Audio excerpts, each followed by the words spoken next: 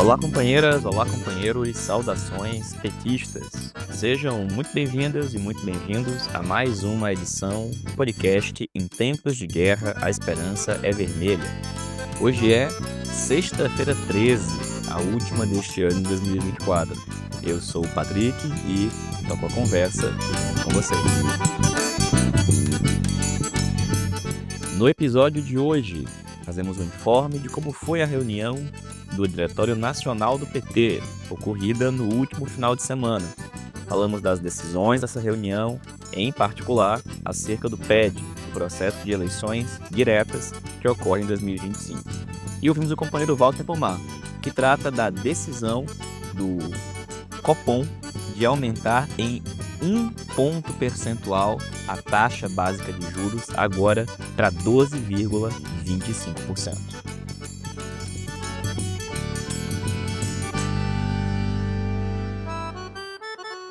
E pessoal, a gente começa a edição de hoje aqui do podcast, nesta sexta-feira, 13 de dezembro, desejando ao presidente Lula uma pronta recuperação, felizes porque nesse dia foram divulgadas imagens, fotos, vídeos do presidente caminhando no hospital, firme, demonstrando que ele está se recuperando muito bem da cirurgia ou das cirurgias que realizou ao longo dos últimos dias.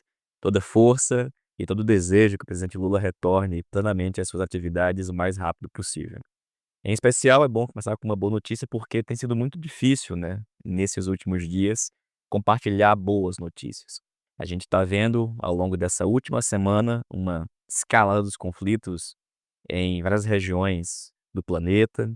Vimos uma mudança rápida na situação política da Síria, vimos uma tentativa de golpe na Coreia do Sul, vimos a queda do parlamento na França. E o fato é que as coisas nesse final de 2024 não estão nada fáceis. A gente está terminando o ano sabendo que em poucos dias, poucas semanas, Trump toma posse nos Estados Unidos, ainda amargando o resultado das derrotas eleitorais aqui no Brasil. E foi em uma condição, em circunstâncias como essa, que na semana passada o PT realizou em Brasília um seminário nacional intitulado A Realidade Brasileira e os Desafios do Partido dos Trabalhadores. Durante 2 dias, quinta e sexta, centenas de militantes de todos os estados do país, todas as regiões, se reuniram para discutir, debater ou participar de alguns painéis. A gente falou disso na última edição e uma semana depois o balanço é de que poderia ter sido muito melhor. Deveríamos ter tido mais espaços de interação, de participação e, principalmente, o que veio após esse seminário deveria ter rendido muito mais. E eu me refiro sobre a reunião do Diretório Nacional do PT, que foi realizada apenas e somente no dia de sábado, começando às 10 da manhã e terminando no meio da tarde. Como a gente falou na edição anterior aqui do podcast, a reunião tinha uma pauta proposta, mas ela já começou com a aprovação dessa pauta e a inclusão de alguns pontos. Entre esses itens que foram, objeto de inclusão, um recurso que nós, da articulação de esquerda, apresentamos, referente às 2 comissões de ética contra o atual deputado federal e prefeito eleito de Maricá, no Rio de Janeiro, Washington Quaquá. A primeira dessas comissões de ética foi solicitada em 2021. A segunda foi solicitada em 2023. Pessoal, o estatuto do nosso partido prevê que cabe à Comissão Executiva Nacional do partido aprovar a admissibilidade de cada uma delas. A inclusão desse ponto de pauta na reunião da Comissão Executiva Nacional depende de uma pessoa, que é o secretário-geral do partido. Neste momento, o companheiro é Henrique Fontana. Antes dele, foi Paulo Teixeira. Nenhum dos dois pautou, em nenhum momento, este tema ou estes temas das comissões de ética nas reuniões da Comissão Executiva Nacional. Por essa razão, foi solicitado na reunião do DN ao plenário do Diretório Nacional do partido que determinasse que ambas comissões fossem pautadas na próxima reunião da Executiva Nacional. Este ponto foi aprovado. Portanto, na próxima reunião, na primeira reunião da Comissão Executiva Nacional do PT de 2025 deve constar na pauta as comissões de ética relativas ao deputado federal e, ano que vem, prefeito, Washington Quaquá. Bom, em seguida, foi feito o debate sobre conjuntura nacional. Nesse ponto, foram apresentados 10 projetos de resolução. Como vocês sabem, esses projetos são divulgados com pouca antecedência, muitas vezes com menos de 24 horas antes, e não é fácil, né, ler todos os textos e muito menos discutir e debater todos eles em 8, 10 minutos, que é o espaço que cada tendência ou cada força política que apresentou o texto tem para expor o seu conteúdo na reunião da direção. A tendência petista Articulação de Esquerda apresentou um projeto de resolução. Este foi apresentado, exposto na reunião pelo companheiro Walter Pomar. E é a fala feita pelo companheiro Walter Pomar que a gente escuta a partir de agora. Bom, pessoal, queria começar pela situação mundial. Tem uma boa notícia na situação mundial, que é a crise do capitalismo e a decadência dos Estados Unidos. A má notícia é que a reação deles é brutal contra nós, criando uma situação perigosíssima. É isso que vários aqui destacaram. Tem um avanço da violência imperialista e, por conta disso, não dá para ter um documento nosso que não fale de Palestina e não fale de Cuba. E tem um avanço da extrema-direita. E esse avanço da extrema-direita não vai ser detido pela uma união de todos os democratas. Por exemplo, não vai ser detido com uma aliança com Biden. Ele só vai ser detido se a esquerda conseguir fazer uma defesa ativa da soberania, dos direitos, do bem-estar, do desenvolvimento e recolocar em pauta no debate da sociedade a defesa do socialismo. Não basta, na nossa opinião, olhando para o Brasil, que a gente lembre do nosso passado glorioso. A gente não quer ser um partido que tem um grande passado pela frente. E não basta também o conjunto de ações parlamentares e governamentais. Tem que ter uma ação ativa do PT, no âmbito da educação, da organização e da mobilização do povo brasileiro. E, neste sentido, o dia 10 de dezembro é um grande teste. E a CUT tem razão quando debateu a necessidade de vincular a luta contra o golpe com a defesa da tributação dos ricos, com a recusa à PEC do estupro e com a luta contra a escala do 6x1. Todo o conjunto das pautas do povo brasileiro tem que estar presente. Senão, a luta pela democracia não ganha materialidade, não ganha carne. E, nesse sentido, eu queria dialogar, a partir do nosso texto, com o que outros aqui falaram. Em relação ao golpe, claro que tem que, finalmente, o partido apoiar enfaticamente a medida proposta pelo Zaratini sobre o 142, mas nós temos que incluir outras questões. Primeiro, nenhuma ilusão com os legalistas que, sabendo do golpe, disseram que não iam participar dele. Não dá para aceitar que continue a formação dos oficiais desde 64, com base na ideia de que a intervenção militar é a defesa da democracia. Aliás, recomendo às pessoas ouvirem o discurso feito pelo presidente da Coreia do Sul, abre aspas, para salvar a democracia liberal, decreta um Estado marcial. Essa é a concepção das nossas Forças Armadas. E é preciso lembrar do ministro da Defesa, pessoal. O Múcio é cúmplice do golpismo. Ele queria GLO no dia 8 de janeiro. Ele quer salvar os seus amigos, familiares e parentes. E o Lula tem que falar, como já foi dito aqui. Sobre o tema da inflação, que está pouco presente nos documentos, no texto da CNB, chega a se dizer que a causa é climática. A causa da inflação é, em primeiro lugar, o predomínio do agronegócio, a ausência de reforma agrária no país, o controle da distribuição de alimentos para um oligopólio. E se não tiver medidas concretas nesse sentido rápido, o tema da inflação vai ser corrosivo. E, por fim, mas mais importante, o tema do pacote. Veja, nós fazemos uma crítica duríssima ao pacote. Primeiro porque é um sacrifício inútil.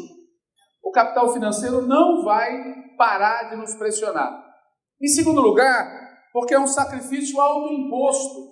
Nós estamos fazendo esse pacote para cumprir o novo marco fiscal que nós mesmos inventamos, que deveria prever um déficit zero, apesar dos alertas feitos por muita gente nessa direção de que isso provocaria cortes. Em terceiro lugar, é um sacrifício inócuo, porque não toca nos juros. E alguém pode dizer, os juros é um problema do Banco Central. Sim, mas a taxa de inflação é definida por um conselho onde o governo tem incidência e o Ministério da Fazenda e do Planejamento aceitaram uma meta que causa isso. E no Banco Central, até quando nós vamos colocar a culpa no Bob Fields Neto? Até que assuma o Galípolo, que tem dito que vai manter a taxa de juros e que não vai intervir no mercado de câmbios? Nós temos um problema nessa área muito grande. Em quarto lugar, o pacote é completamente desequilibrado.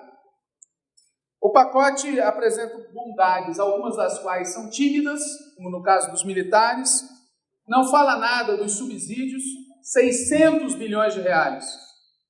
Ademais, essas medidas dependem da aprovação, da concordância do lado de lá, não foram nem ao menos apresentadas até agora. As medidas que foram apresentadas são as contra nós, para debate no parlamento, e as medidas em si contêm crueldades tecnocráticas. Eu vou citar aqui duas. A gente inclui nos textos a comemoração do crescimento do PIB, só que a partir de agora, se for aprovado, isso não vai ser incorporado no salário mínimo. Como é que você ganha o povo para a ideia de que o desenvolvimento é bom para o país e diz para o povo que não vale o que nós aprovamos em 2023, que era a incorporação do PIB, e agora vai só incorporar uma parte? Como é que você conquista as pessoas para a ideia de que o nosso crescimento é diferente do crescimento que a direita e a classe dominante sempre defendeu? E o BPC, pessoal, sinceramente, eu fico enojado com os tecnocratas de merda que inventaram as medidas que são propostas. Essas pessoas não têm ideia do que elas estão causando na vida de muita gente. Não têm ideia. E, ademais, e principalmente, porque nós somos um partido político, não uma confederação de economistas, os efeitos políticos do pacote são gravíssimos. Vão nos levar a perder apoio no núcleo duro nosso, que são os que ganham até 2 salários mínimos, nos fazem correr risco na eleição de 2026. Olha o que aconteceu com o Biden e com a Kamala Harris nos Estados Unidos. E mesmo que a gente ganhe, num cenário desses, ganharemos em piores condições, sob um cerco ainda maior. Por isso, a nossa opinião é que o pacote tem que ser profundamente revisto e que o diretório do partido deve dizer isso para o governo. Agora, desculpa, Fontana, embargo auricular não é o melhor remédio nesse momento. O melhor remédio é um posicionamento político, porque é de política que se trata. E, por fim, eu queria comentar sobre o espírito geral da coisa, que é o da celebração. O texto da CNB começa com essa palavra, celebramos, e mantém esse espírito do começo até o fim. Eu queria lembrar, e eu lembrei ontem disso, tive um déjà vu, ou déjà vu, sei lá como fala em francês, da celebração feita em 2013, sobre os 10 anos da nossa chegada ao governo. E logo depois o mundo caiu sobre nossas cabeças. Eu lembrei da celebração de 2014, a nossa grande vitória sobre a direita. E depois veio Levi, o ajuste ortodoxo, e o mundo caiu sobre nossas cabeças. Nós acabamos de ter 2024 e eu não sei como. Tem um espírito de celebração. Porque, pessoal, nós somos derrotados. Nós fomos derrotados. Eu sou daqueles que acham que o problema envolve um pouco de tudo. Envolve a federação, que, na nossa opinião, deve acabar. Envolve o PT, evidentemente, erros que nós cometemos. Mas o principal é que eles cresceram. Eles cresceram. E não foram quaisquer eles, como já foi lembrado aqui. Partidos da extrema-direita, como o PL. Baita crescimento. Mesmo onde nós nos derrotamos, como em Fortaleza, nós tivemos uma vitória eleitoral, mas eles saíram muito fortalecidos. Então, eu acho que a gente deve dosar a celebração que algumas pessoas acham necessária pelo espírito natalino, ou pela ideia de que nós só podemos dar boa notícia para o povo, ou pela ideia... A gente tem que dosar isso com um pouco de preocupação sensata. Aqui nesse Diretório Nacional, na boa, Em todas as tendências, eu não conheço uma pessoa que não esteja profundamente preocupada com a situação. Profundamente preocupada. Isso não transparece nas resoluções? A quem que nós estamos querendo enganar? A nós mesmos, a direita? A quem? Nós temos que dosar celebração, que alguns acham indispensável, com preocupação e com medidas práticas. E com isso eu queria terminar.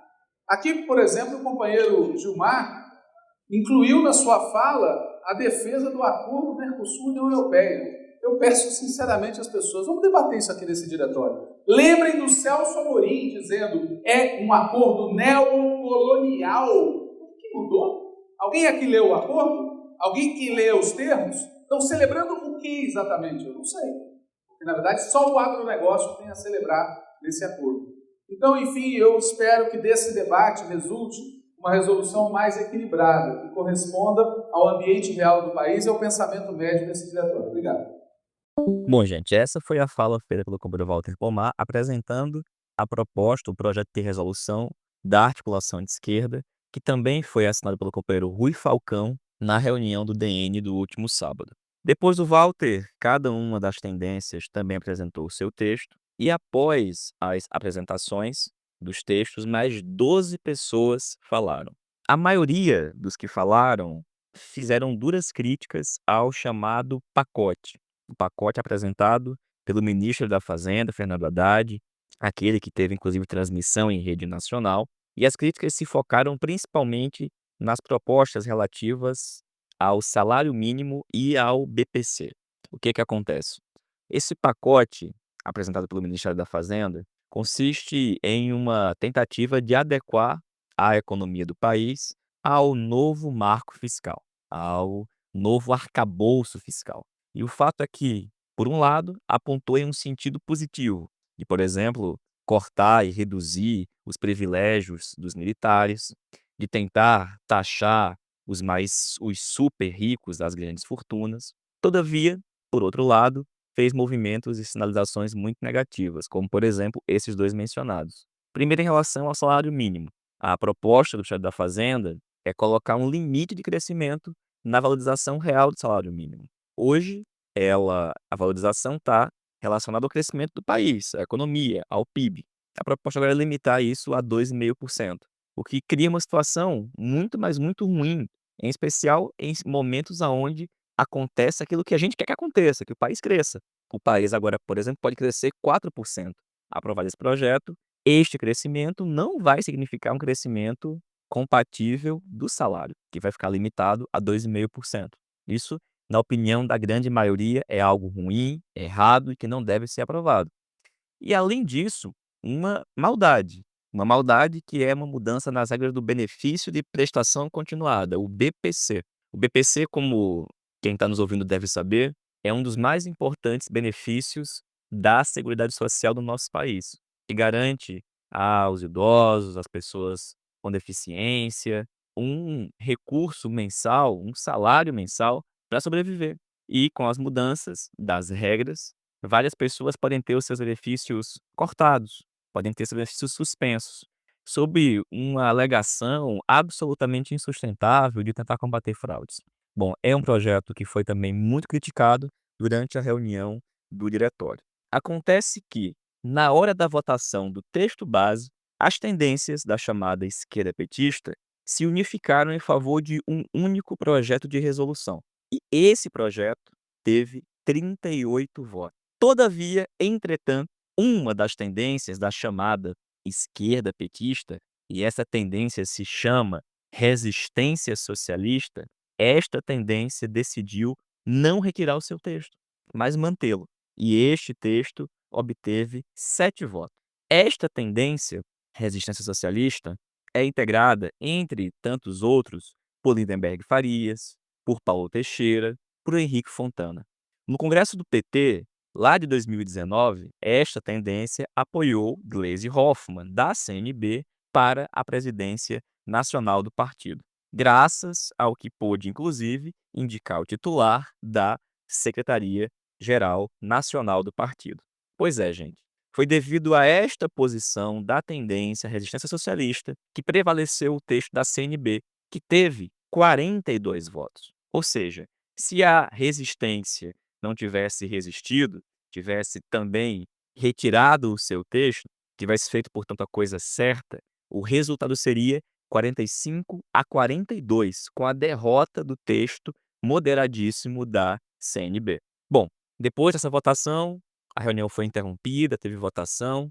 Na volta, foram votadas algumas emendas ao texto base, ao texto esse que foi aprovado da CNB. Foram incluídas algumas emendas, entre elas a gente destaca as referências à defesa de Cuba e da Palestina, ambas aprovadas por unanimidade. Uma que tratou da necessidade de alterar a proposta do governo acerca do BPC, que também foi aprovada por maioria de votos. Com destaque que, na votação da emenda em relação ao BPC, ficou evidente que a maior parte da direção não está de acordo com as propostas do governo acerca do BPC, mas também ficou evidente que há posições diferentes quando o tema é a posição sobre o salário mínimo. A resolução aprovada, já com as emendas, tudo isso está disponível no site do PT, na resolução do Diretório Nacional do partido. Sobre isso, é muito, mas muito importante que quem nesse final de ano ainda está fazendo reunião de instâncias municipais, setoriais, locais, discutindo, planejando, pensando em 2025, que discuta seriamente a posição do partido em relação a esses temas. Vai ser muito ruim começar 2025 com o nosso partido votando no candidato de Arthur Lira para presidente da Câmara, no candidato do Centrão para a presidência do Senado, e com uma pauta que está terminando o ano de 2025 de ataque e retirada de direitos. A gente não pode começar o ano com o nosso governo apresentando uma proposta que é ruim e a nossa bancada endossando. É preciso que, na base do partido, tenha um debate muito sério sobre as implicações disso para um ano decisivo, que vai ser o ano de 2025. Bom, gente, por fim, com relação à segunda parte da reunião, foi discutido o tema do PED. E em relação a isso, estava na pauta a votação sobre o regulamento ou regimento do PED, mas tinha muita discordância, muita divergência em relação a esse tema, e o mínimo do mínimo do mínimo foi aprovado, basicamente um calendário. E esse calendário consiste no seguinte: primeiro, que em 2025, no dia 6 de julho, haverá votação em urna, uma votação que pode ser para eleger direção mais delegação ou apenas delegações aos congressos que lá vão eleger as direções. Isso não ficou definido.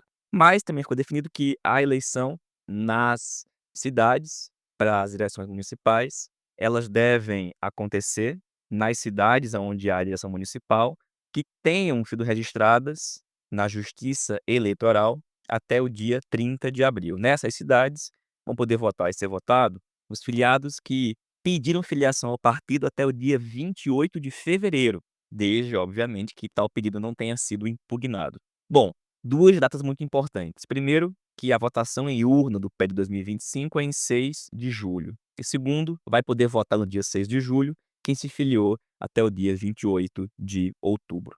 Ficou convocada uma reunião deste DN para janeiro, onde vai se decidir o que vai acontecer mesmo no dia 6 de julho, se vai ser a votação apenas para eleição de delegados ou se vai ser a eleição das direções propriamente ditas. E também ficou aprovado os calendários de que os encontros estaduais vão acontecer entre os dias 19 e 27 de julho e o encontro nacional nos dias 1º, 2 e 3 de agosto de 2025. Bom, tem uma discussão tremenda pela frente, a gente vai começar 2025 discutindo isso. Obviamente, é uma discussão que deve pautar a organização, a estratégia do partido, e todos os militantes devem tentar se envolver ao máximo nessas discussões. E pessoal, dito isso, a gente vai escutar agora o companheiro Walter Pomar, que comenta a absurda decisão do Copom, da última quarta-feira, de aumentar em mais 1 ponto percentual a taxa básica de juros, a Selic, saindo de 11,25 para 12,25, sem o constrangimento de dizer, inclusive, que pode chegar no ano que vem, no primeiro semestre, em 14,25. É um escárnio. Para falar desse assunto, a gente escuta agora do companheiro Walter Pomar. Olá, Patrick. Olá, ouvintes do podcast, comandado pelo Patrick Campos Araújo. Pois é, Patrick, o Copom decidiu aumentar a taxa de juros. O que é o Copom? O Comitê de Política Monetária. Quem o integra? A diretoria do Banco Central. Na verdade, Copom é o nome que nós damos para uma reunião mensal feita pela diretoria do Banco Central. Nessa reunião, a diretoria do Banco Central decidiu aumentar a taxa de juros em 1 ponto percentual. A taxa de juros foi para 12,5%.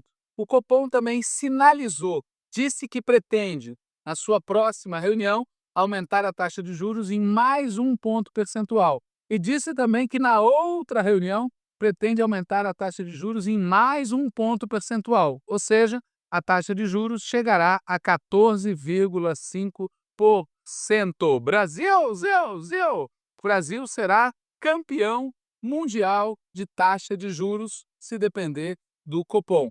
Muita gente reclamou, protestou, denunciou essa decisão do Copom. Uma das pessoas que bateu pesado foi a presidenta nacional do PT, a companheira Gleisi Hoffmann, que chamou essa decisão de irresponsável para baixo. Qual é o problema? O problema é que essa decisão foi tomada por unanimidade, o que quer dizer que votaram a favor desse aumento tanto os diretores nomeados pelo Cavernícola quanto os diretores nomeados pelo presidente Lula, inclusive o Galípolo, aquele que deve suceder o Bob Fields Neto na presidência do Banco Central. Isso sinaliza algo muito grave, sinaliza a possibilidade de que essa política de juros altos continue depois que o Bob Fields for embora. Qual é o efeito político disso? O efeito político disso é que torna mais difícil a vida do povo comum, torna mais difícil a atividade produtiva e torna mais difícil a vida do governo brasileiro, porque o aumento de 1 ponto percentual na taxa Selic, na taxa de juros, impacta enormemente na dívida pública. Não adianta nada o governo brasileiro economizar, não adianta nada o governo brasileiro fazer cortes, não adianta nada o governo brasileiro aumentar a arrecadação, porque o que ele tira com uma mão, o Banco Central pega com a outra. Portanto, o fato é que essa decisão do Banco Central favorece a especulação no lugar da produção, favorece os ricos no lugar dos trabalhadores, favorece os mercados no lugar do governo. Poderia ser diferente? Poderia ser diferente. Primeiro, se não tivesse sido aprovada a chamada autonomia do Banco Central. Essa autonomia, aprovada na época do governo do Temer, deu ao Cavernícola o direito de indicar um presidente do Banco Central que continuou presidente depois que o Lula entrou. Poderia ser diferente também se nós tivéssemos, quando iniciou o nosso governo, usado o que a lei prevê, a possibilidade de demitir o presidente do Banco Central antes do término do seu mandato, entre outras razões, porque ele não está cumprindo o que determina a lei. A sua atitude é anti-Brasil. A lei não prevê um presidente do Banco Central antinacional. Também poderia ter sido diferente se o conjunto do governo e da esquerda brasileira tivesse espancado sem dó nem piedade o presidente do Banco Central e sua política. Mas não foi isso que prevaleceu. Como é público, o ministro Fernando Haddad